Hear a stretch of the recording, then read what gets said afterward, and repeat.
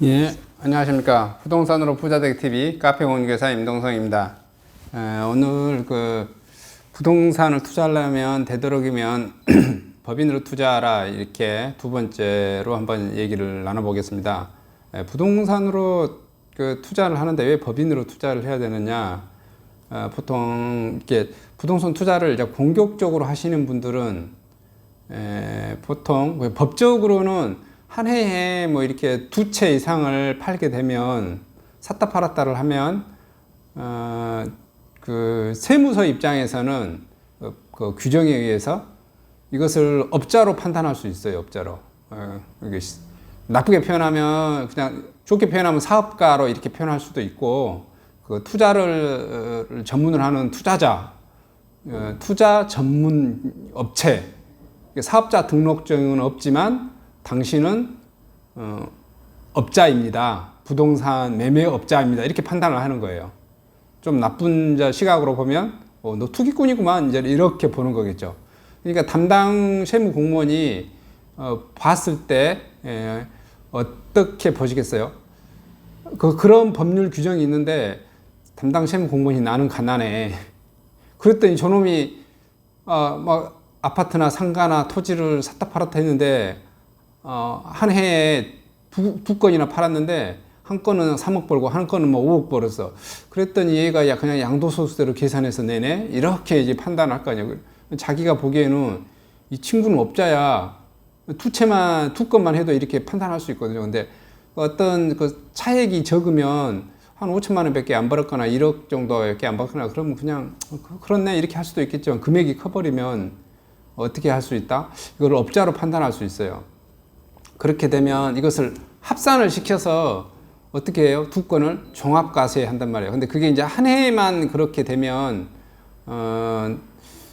뭐라고 그럴까? 그렇게 안 할 확률이 다분히 좀 있겠죠. 근데 이게 2년, 3년은 이렇게 해버리면 공격적으로 투자를 하신 분들은 어떻게 하죠? 한 해에 두 건, 세 건을 이렇게 샀다 팔았다를 한단 말이에요. 근데 이게 한 2년, 3년, 4년 가버리면 그 상태를 모르고 본인이 계속 그렇게 하면 당신은 부동산을 샀다 팔았다 하는 매매업자다. 매매업자라고 보는 겁니다. 매매업자는 어떻게 해야 돼? 종합과세를 해야죠. 그래서 종합소득세를 내라 이렇게 한단 말이에요. 그럼 이게 내가 예를 들어서 부동산 하나 팔았을 때 예를 들어 1억밖에 차익이 안 났으면 1억에 대한 세율, 만약 5천만 원밖에 안 남겼으면 5천만 원에 대한 세율인데, 한 해에 세 건을 팔았어요. 한 건은 5천만 원, 한 건은 1억, 한 건은 2억이었어요. 그럼 본 게 얼마입니까? 3억 5천이겠죠. 3억 5천을 종합소득세로 과세로 때리면 과표 구간이 제일 고율의 세율로 때려버리겠죠. 여기가 또 있고, 그 다음에 여러분이 또 하나, 만약에 85초가 제곱미터 아파트를 샀다 팔았다를 했을 때는 당신은 업자야. 당신은 업자이기 때문에 뭘 해야 돼? 그렇지. 추가적으로 부가세 10%를 내내라. 이렇게 한단 말이에요. 그럼 나는 생각지도 못한 돈을 두드러 맞게 된다 이거예요. 양도소득대로 두드러 맞지만은 주택에서 여러분이 부가세를 두드러 맞는다고 생각해 봐요. 이게 보통 투자를 하게 되면 광역시 이상에서 투자를 하잖아요. 돈이 광역시 이상에서 돈이 된단 말이에요. 광역시, 여기가 광주광역시 같으면 웬만하면 8호 초가면 5억 이상일 것 말이에요. 5억, 6억, 7억이에요. 서울 같으면 10억, 20억, 30억이고. 그러면 서울 같은 경우만 해도 강북 좀 안 좋은 동네라 해도 10억이단 말이에요. 근데 8호 초가면 10억이 더 될 수도 있겠죠. 보통 강북도 84제곱미터만 해도 10억이니까. 근데 하여튼 42평, 그게 8호가 34평이잖아요. 34평 기준인데, 예를 들어서 37, 8평, 42평, 요 정도만 해가지고 10억대만 한다고 봐봐요. 그러면 토지 지분이 한 30%, 건축 지분이 한 70% 이렇게 봤을 때 7천만 원을 세금을 두드러 맞는다는 거예요. 여러분. 어마어마한 세금을 부가세로 두드러 맞는 겁니다. 그래서 이제 그것도 조심하셔야 되고, 그 다음에 또 가장 또 문제가 뭐가 됐어요? 어제는 어제에 이어서 오늘은 이거 개인으로 이렇게 하게 되면 이렇게 두드러 맞는다는 거다고. 또 개인으로 하게 되면 두드러 맞는 게 또 하나 있어요. 생각지도 못한 건강보험료가 있어요. 건강보험료가 이게 뭐 지금 건강보험료도 최고 세율로 그냥 두드러 맞는 거예요. 왜냐하면은 부동산 매체만 사봐요. 이거 뭐 재산이 이제 점수가 최고 점수가 나와버리는 거니까 그러면 생각지도 않는 건강보험료를 두드러 맞을 수 있다. 이렇기 때문에 아파트를 또는 주택을 뭐 토지 상가를 내가 공격적으로 샀다 팔았다를 하실 의향이 있으신 분들은 무조건 제가 보기에는 법인으로 하셔야 된다. 그래서 법인으로 하시게 되면 큰 혜택이 뭐가 있다? 양도소득세에 대한 것을 법인세로 엄청나게 절감을 시킬 수 있고요. 이게 가장 큰 거죠. 그 다음에 취득세, 재산세는 뭐 비슷비슷해요. 그 다음 대출을 왕창 많이 받을 수 있다 이거죠. 그 다음 또 뭐겠습니까? 건강보험료를 이렇게 줄일 수 있다 이거죠. 요 정도 뭐 혜택만 해도 어마어마한 것 같아요. 그 다음에 세금을 또 늦게 내요. 양도소득세로 계산하면 무조건 내가 잔금을 친 날로부터 2개월 이내에 세금을 내야 돼요.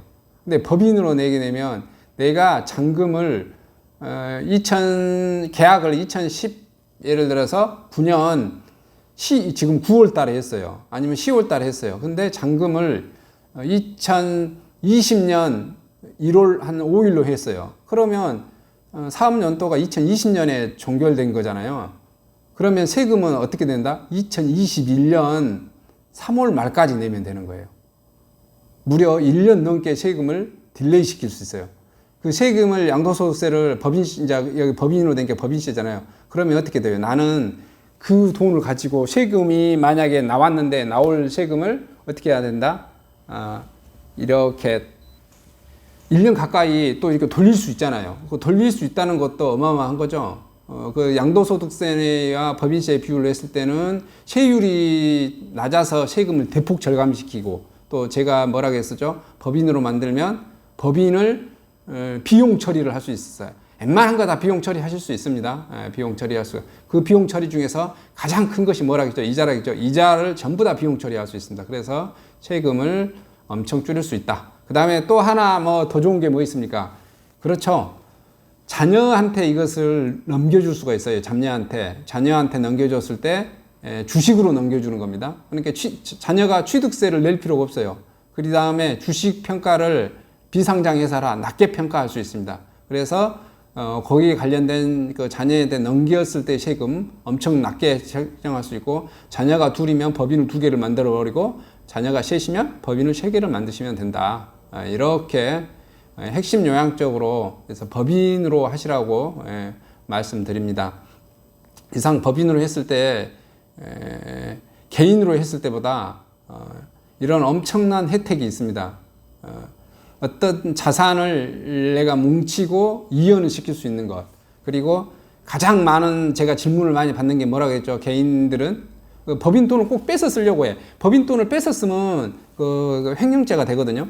형사벌적으로. 그래서 뺏어 쓰면 안 돼요. 그래서 뺏어 쓰면 안 되는데, 뺏어 쓰지 말고 그냥 제가 말했을 때 뭐라고 했죠? 법인 카드로 비용 처리해서 쓰라. 비용 처리해서 쓰고, 그리고 이제 그 법인 처리를 비용 처리해서 쓰는데, 여러분이 이게 명백하게 개인 용도다. 그러면 이제 쓰지는 마시고, 정말 내가 개인 용도다 이렇게 해서 쓰고 싶으시면 어떻게 해야 돼? 거기에 딱 맞춰서 소액 배당을 시키거나 급여 처리를 좀 해서 쓰시면 될 것이다. 근데 여러분 보면 1인 기업 이렇게 만들어 놓잖아요. 1인 법인. 내가 대표이사 하시고 자기 형이나 누나나 그다음 명의상 감사 1명만 이렇게 2사람만 있으면 돼요.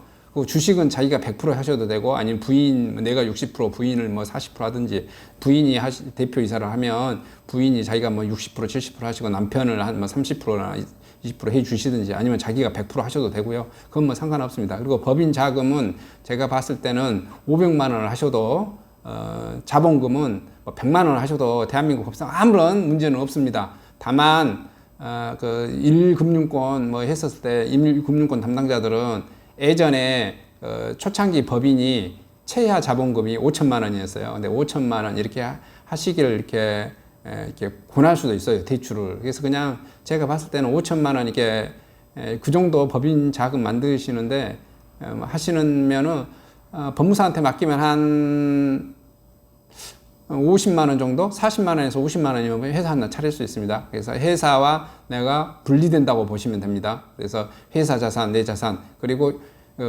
회사가 이렇게 분리를 시키면 어떻게 된다?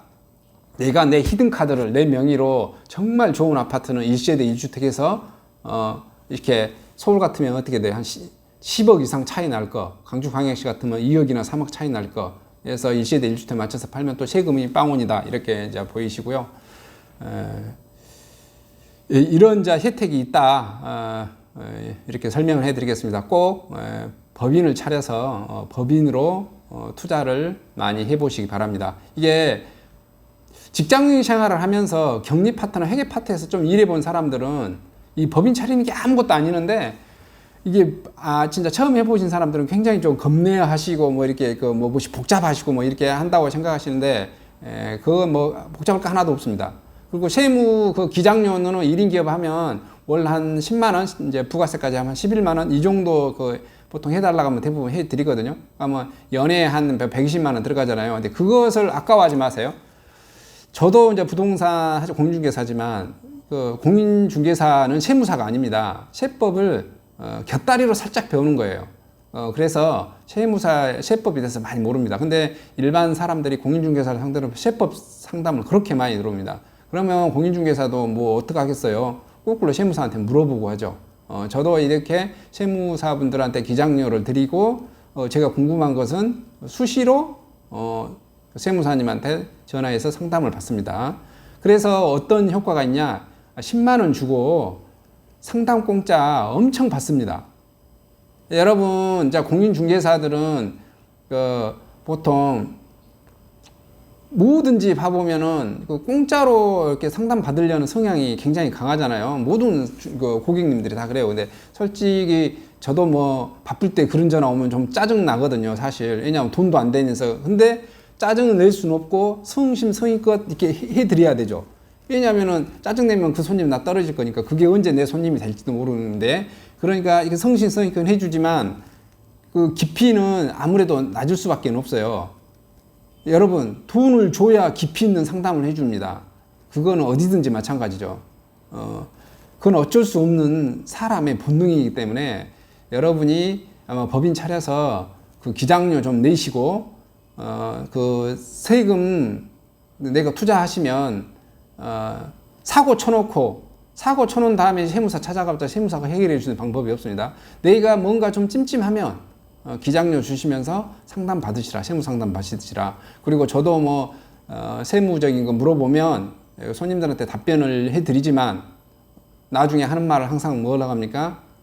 제가 정확히 잘 모르니까 세무사님하고 상담을 해보세요 이렇게 말씀드리잖아요. 어쩔 수 그건 없는 거예요. 왜냐하면 그 고유 업무 영역이고 저희가 침범할 수 없는 영역이기 때문에 세무사님한테 직접 물어보신 것이 훨씬 좋겠다. 그리고 기장료 아까워하지 말라. 법인으로 차려서 꼭 투자하고 성투하시기 바랍니다.